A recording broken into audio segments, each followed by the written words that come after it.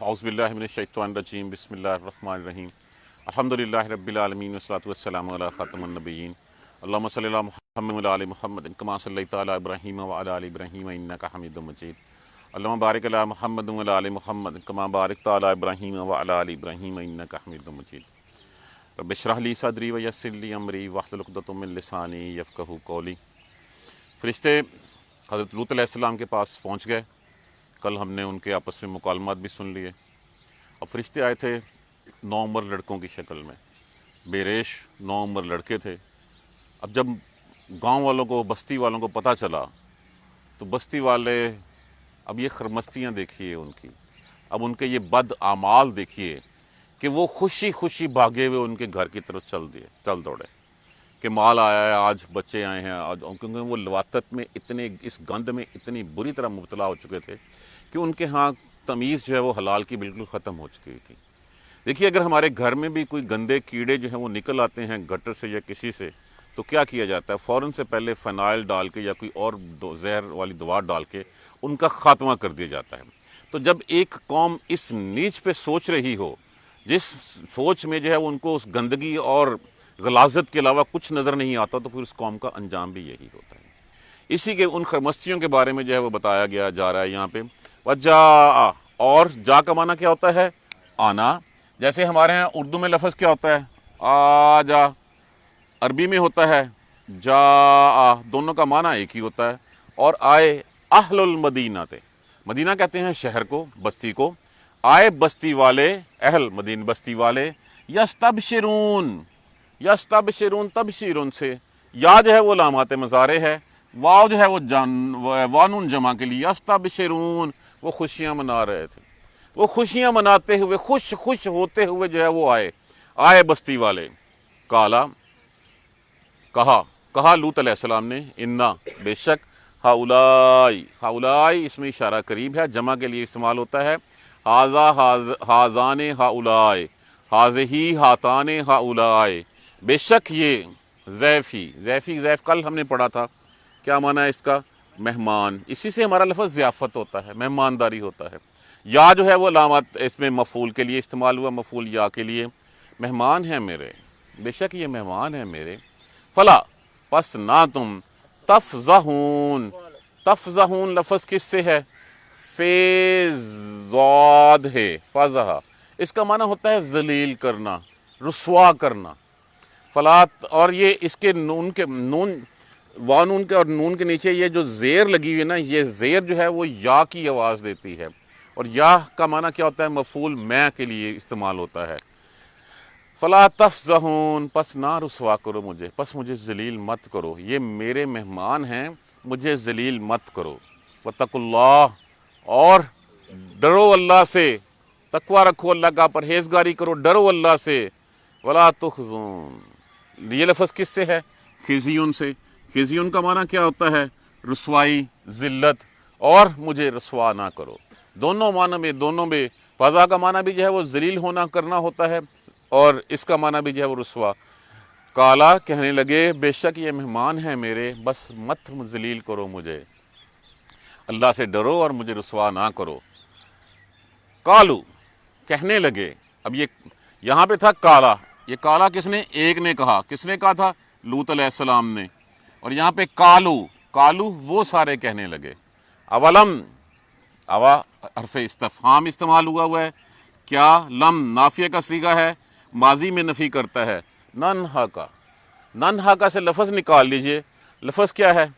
نہیون کا معنی کیا ہوتا ہے؟ منع کرنا، اور اس کے ساتھ نون علامات مضارع لگا ہوا ہے، کاف حاضر کی ضمیر لگی ہے۔ اولم ننہا کا، کیا ہم نے تجھے منع نہیں کیا تھا؟ عن العالمین، باقی لوگوں کے بارے میں، جیسے آپ اس کو کہہ لیں گے، جیسے ہم پنجابی میں نہیں کہتے سم ٹائم کہ تو نے سارے جہان کا ٹھیکہ لیا ہوا ہے، یہ لینگویج تھی ان کی، یہ ان کا تھا۔ قالوا اولم ننہک عن العالمین، کیا ہم نے تجھے باقی لوگوں سے کے بارے میں منع نہیں کیا تھا؟ کالا، کہنے لگے حضرت لوط علیہ السلام، ہؤلائی، یہ ہیں بناتی، بیٹیاں میری، ان کو تم فاعلین لفظ کس سے ہے؟ فعل کا معنی کیا ہوتا ہے؟ کرنا، یا نون جمع کے لیے لگا۔ اگر تم نے کرنا ہے تو میری بیٹیاں ہیں. اب بے بسی کا اندازہ لگائیے یہاں کہ اگر تم یہ اپنی شہوت پوری کرنی چاہتے ہو تو یہ میری بیٹیاں ہیں, ان سے نکاح کر کے جو ہے وہ تم ان سے اپنے جو ہے وہ حاجت پوری کر لو. لَأَمْرُكَ لام یہاں پہ جو ہے وہ قسمیاں استعمال ہوا ہے قسم کے لیے. امر کہتے ہیں عمر کو, زندگی کو, جان کو. کاف حاضر کی ضمیر لگی ہوئی ہے. حضور صلی اللہ علیہ وآلہ وسلم کی یہ بزرگی دیکھیے, یہ حضور صلی اللہ علیہ وآلہ وسلم کا اعلیٰ مقام دیکھیے کہ اللہ تبارک و تعالیٰ نے آپ صلی اللہ علیہ وآلہ وسلم کے علاوہ کبھی قسم نہیں کھائی کسی کی. اس سے جو ہے وہ فضیلت حضور صلی اللہ علیہ وآلہ وسلم کی ثابت ہوتی ہے. لَأَمْرُكَ قسم ہے تیری جان کی, قسم ہے تیری عمر کی. اِنَّهُمْ بے شک وہ, لفی یقیناً, فی میں, سکراتہم. اب سکراتہم لفظ کس سے ہے؟ سکارہ سے. سکارہ ہم نے لفظ پہلے کہاں پڑھا ہوا ہے؟ اے مومنو نماز کے قریب مت جاؤ جب تم نشے کی حالت میں ہو. سکارہ کا معنی کیا ہوتا ہے؟ نشہ, مستی, مدہوشی. بے شک وہ تھے ہم وہ اپنے نشے میں, یامہون لفظ این میم ہاں, یامہون سوری, اس کا معنی ہوتا ہے اندھے ہونا, مدہوش ہونا. اپنی مستی میں گم تھے, اپنی مستی میں مدہوش تھے. کہ یا رسول اللہ کے بارے میں کہا جا رہا, اللہ تبارک و تعالیٰ اپنے پیارے نبی کے, لَأَمْرُكَ إِنَّهُمْ لَفِي سَكْرَتِهِمْ يَعْمَهُونَ. بے شک مطلب یہ تھا کہ اگر آپ دیکھتے تو اپنی اس وقت مستی میں, نشے میں مدہوش تھے. جس وقت کسی چیز کی طلب, نشہ بڑا ہو تو پھر کوئی چیز جو ہے وہ آگے نظر نہیں آتی. فاخذتہم, آخذت کا معنی کیا ہوتا ہے؟ آخذہ پکڑ لینا, تا جمع کی ضمیر ہے, ہم غائب کی ضمیر. فاخذتہم پس پکڑ لیا ان کو, الصیحۃ, صیحہ کہتے ہیں چیخ کو, چنگھاڑ کو, ایک زوردار آواز کو. مشرکین لفظ کس سے ہے؟ واحد اس کا کیا ہے؟ مشرق. مشرق کا معنی کیا ہوتا ہے؟ سورج کا چڑھنا, دن کا چڑھنا. بس ان کو پکڑ لی, آپ پکڑا ایک چیخ نے, دن چڑھتے چڑھتے, دن روشن ہوتے ہوتے ان کو ایک چنگھاڑ نے آ پکڑا. فجعلنا پس جعلا بنا دیا, کر دیا, نا متکلم. فجعلنا ہاں جی, فجعلنا پس بنا دیا, کر دیا, عالیہا, اعلیٰ کس کا معنی ہوتا ہے؟ اوپر. ہا ضمیر لگی ہوئی ہے, اس کا, اس کو, کس کو؟ اس بستیوں کو. سافلہا, سافلہ نیچے, ہا ضمیر لگی ہے, اس کا معنی ہے الٹ پلٹ کر دیا, اوپر سے اوپر والا حصہ اٹھا کے نیچے مار دیا. وَأَمْطَرْنَا, امطرنا امطارن سے, جس کا معنی ہوتا ہے برسانا, اور برسائے ہم نے, علیہم ان پر, حجارتن, حجر کی جمع حجارہ پتھر, من سجیل, سجیل کس کو کہتے ہیں؟ وہ پتھر, وہ ڈھیلا جو پکا ہوا ہو. بیسیکلی یہ لفظ جو ہے, یہ لفظ سنگ گل سے ہے. سنگ کس کو کہتے ہیں؟ پتھر کو. اور گل کہتے ہیں وہ پتھر وہ جو پکا ہوا ہو, حرارت دے کے پکایا ہوا ہو ڈھیلا. اور اسی سے یہ لفظ عربی میں جب آیا تو عربی میں سجیل بن گیا یہ. اور برسائے ان کے اوپر ہم نے, کنکر برسائے. وہ کنکر اسی ڈیفینیشن میں آتا ہے جس کو پکا لیا گیا ہو یا جو حرارت سے پک گیا ہو. انا بے شک, فی میں, ذالکا اس میں, لا آیاتن یقیناً نشانیاں ہیں, للمتوسمین, متوسمین اس کا معنی ہوتا ہے اہل فراست, فراست والے, عقل مند, دانشور, دانش مند, علم والے. بے شک اس میں اہل فراست کے لیے, دانش مندوں کے لیے نشانیاں ہیں. وَإِنَّهَا نہیں یقین آتا اگر, وَإِنَّهَا اور بے شک وہ ہے, لَبِسَبِيلٍ مقیم, مقیم کس کو کہتے ہیں؟ سیدھا. سبیل کس کو کہتے ہیں؟ راستہ. اور بے شک وہ سیدھے راستے پہ ہے. یہ نہیں ان باتوں کا یقین آتا, راستے پہ چلو جا کے جو ہے وہ اس بستی کو دیکھ لو ان کا کیا حال ہوا تھا.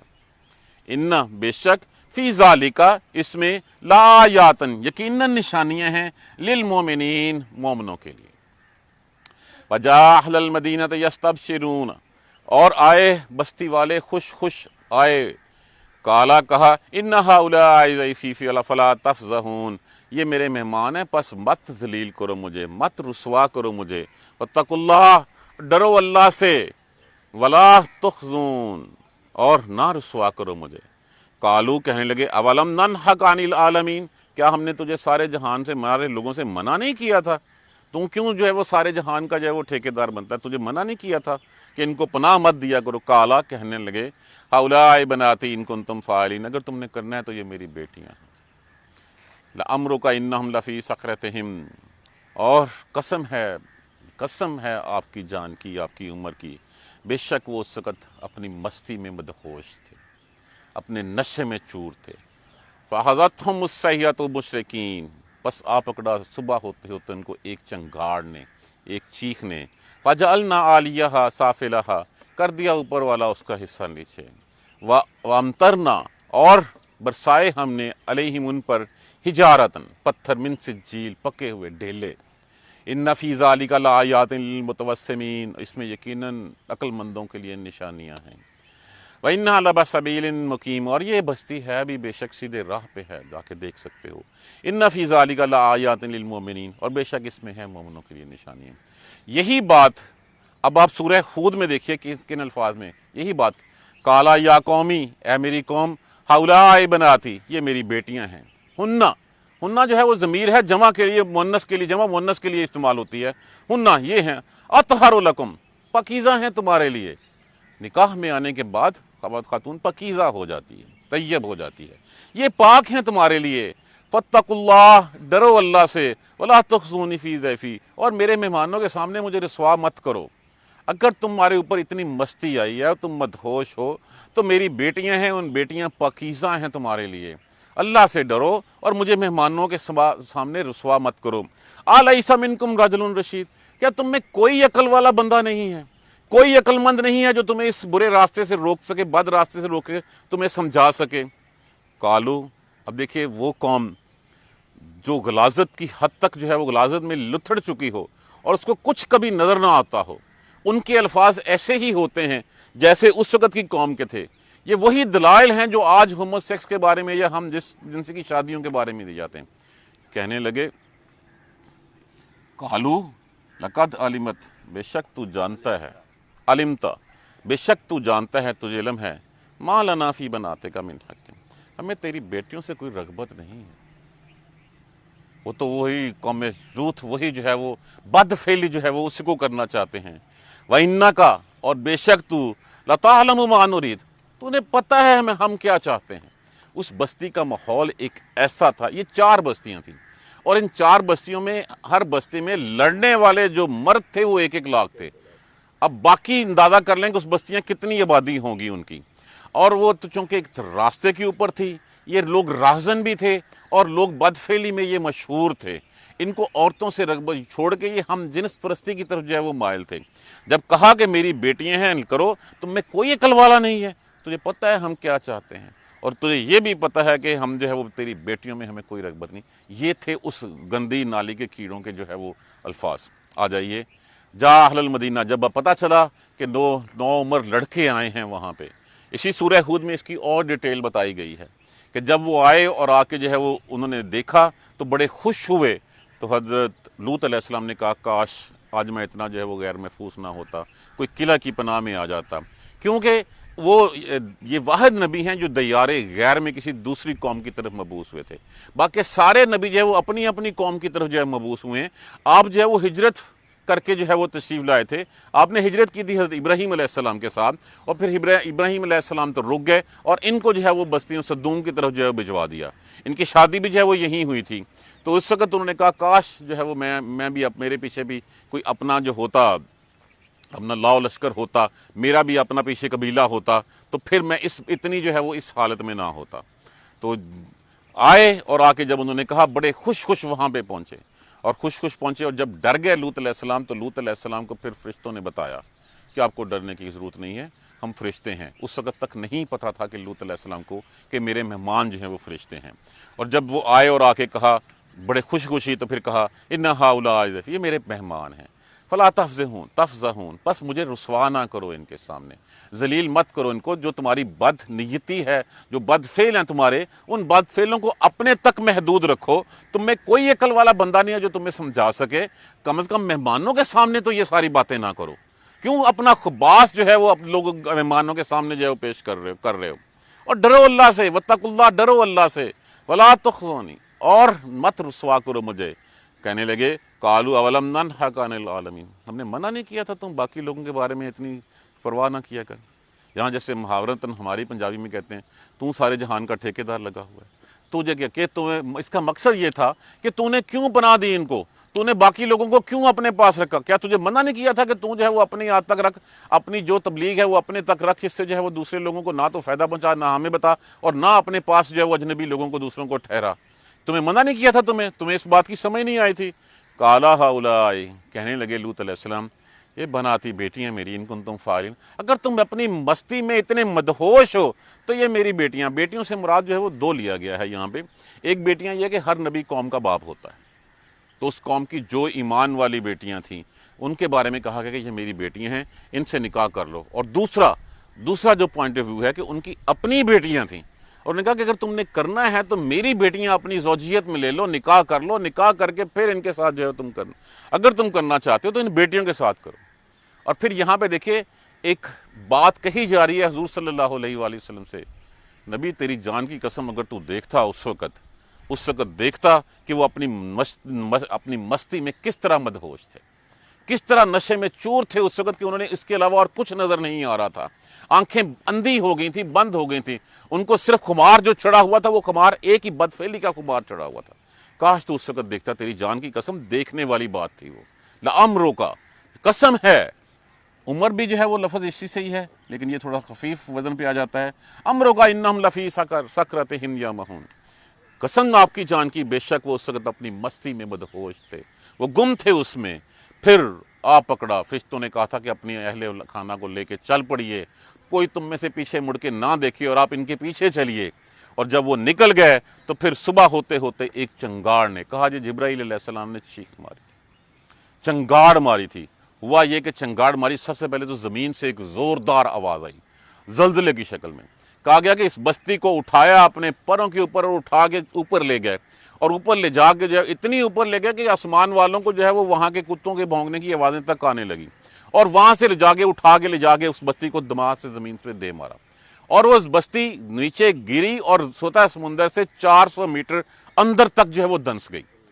اسی کو جو ہے وہ اب وہ بحر مردار کہا جاتا ہے، یا لوت غرقابی، جہاں پہ لوت غرقابی یا غرقاب لوط، جہاں پہ لوط والے جو ہیں وہ غرقاب ہوئے تھے، ڈوبے تھے، وہ جگہ ہے.